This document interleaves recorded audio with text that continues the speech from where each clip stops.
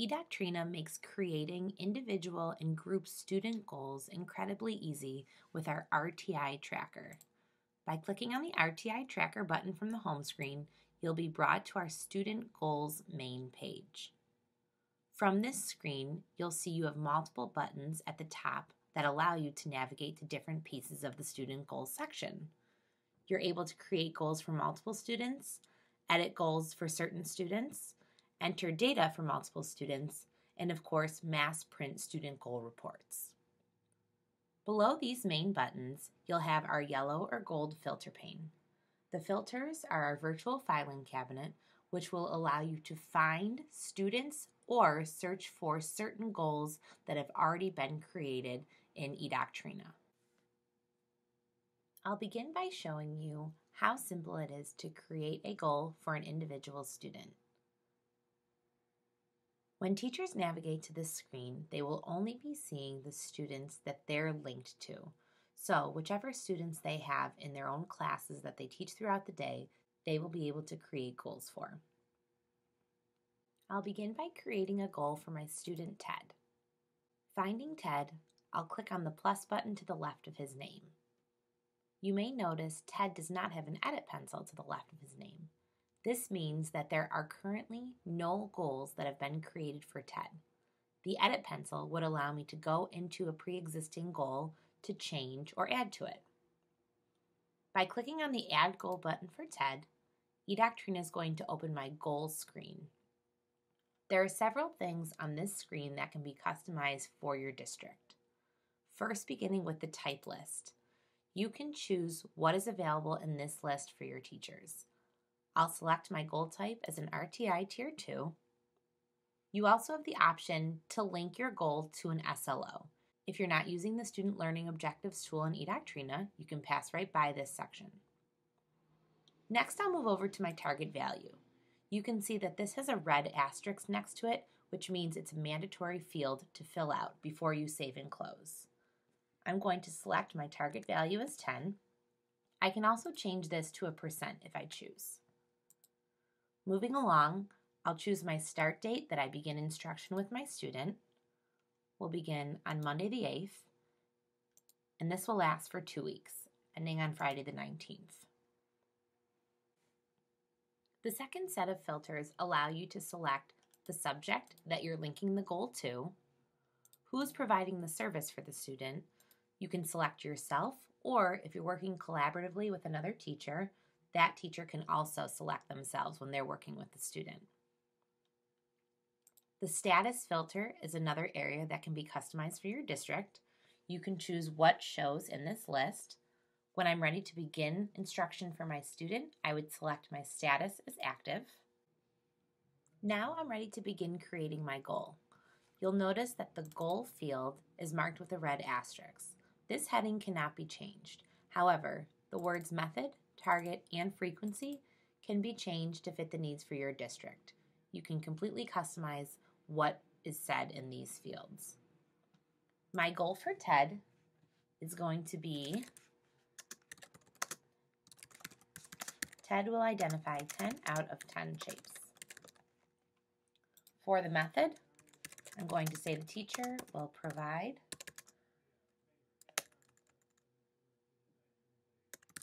cut out shapes for the student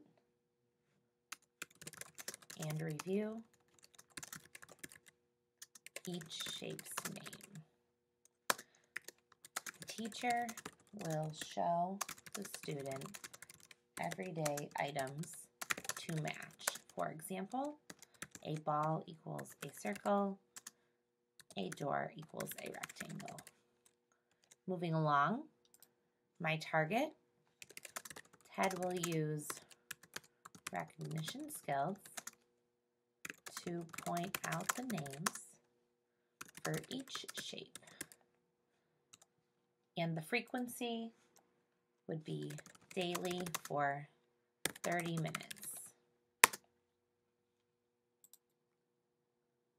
Next, either during or after my first day of instruction, I would scroll down to the tracking section on my goal page for Ted.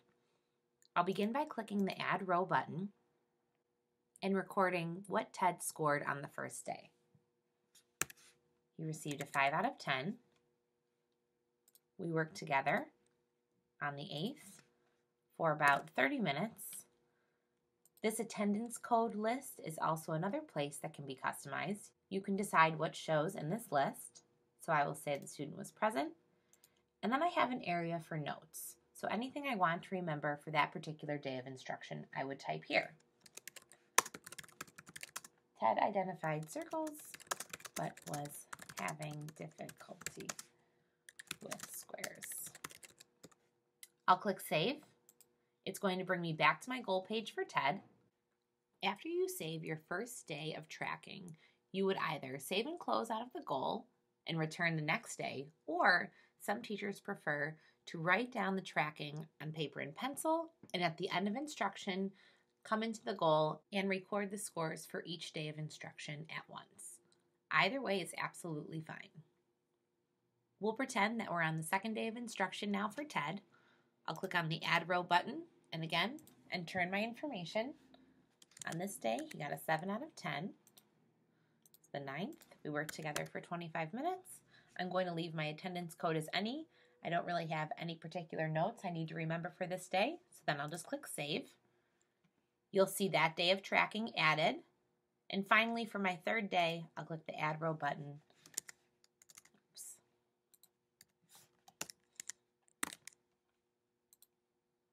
For the 10th, we worked together for 30 minutes. And I'm going to say here that Ted came into school tired. He seemed very frustrated during the lesson. I'll click Save.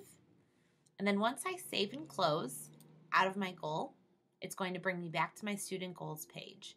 If I wanted to return to the goal to add any information, make any changes, I can simply click on the edit pencil to the left of Ted's name. Or if Ted had multiple goals, those would be listed under this goals column, so I can click on the edit pencil for the individual goal that I wanted to go back into. By doing this, I'm able to see the tracking graph for Ted. The graph generates based on the information entered into the tracking field. You'll notice each day of instruction below. The solid blue line shows the score the student earned, and the solid red line at the top is my target. You have the option to print your goal or to open it in a PDF. Printing the goal is a great tool to bring to something like a parent-teacher conference. I'll click on the print button so you can see how it would look. It opens with the student name at the top, followed by the goal, and then below the tracking for each day of instruction. It's helpful to have the notes print as well, so when you're meeting with the students, parents, or guardians, you have specific information to draw upon during those days of instruction. You'll also notice below the tracking section that the graph will print as well. Returning back to Ted's Student Goals page, you can also create multiple goals for one student. If Ted had additional goals, I can navigate to them by clicking this Prior Goal button. Or, right from this screen, I can create a brand new goal for Ted by clicking the Add Goal button. I'm going to save and close out of here. This will bring me back to my Student Goals page. Along with creating an individual goal for a student, you also have several other options. Up at the top of the screen, if I wanted to create one goal for multiple students, I can do so by selecting the students that I wanted to work with. I'm going to select Jesse, Fernando, and Jackie. Once I have my students picked, I'll click on the Create Goal for Multiple Students button. This looks very similar to the individual student goal page. On this screen, you're able to create one goal, which would then link to the students included in the Students section at the bottom of the page. So whatever I type on this screen, Jesse, Fernando, and Jackie will all be linked to it. This option would be used, of course, if you're working with multiple students and having them all work towards achieving one goal. Returning back to the main screen, my next option would be to edit goals for selected students. I would select the students that already have goals created. I'll choose Colleen, Ted, and Rosalinda. Then I'll click on my Edit Goals button. This is going to open each student goal individually, but on one screen. This works great on an iPad or a tablet. It makes it much easier for the teacher or for the service provider to easily toggle between the goals. So if I'm working with several students at once, I can add information for Colleen, then jump over to Ted. I can enter in the date I worked with the student, what the score was, any notes I wanted to include, and then if we work together for a total of 25 minutes, I can click 25, add to all goals, and then that information will be saved for each student goal. Returning back to the Student Goals main page, another option I have is to enter service data for multiple students. Again, I would select students that already have goals created. Here I'm clicking Neil, Althea, and Rosalinda. I'll click on the Enter Service Data button. It's going to bring me to a screen that will show me all of the goals linked to each student I've selected. My first step would be to select the goal that I'm working on.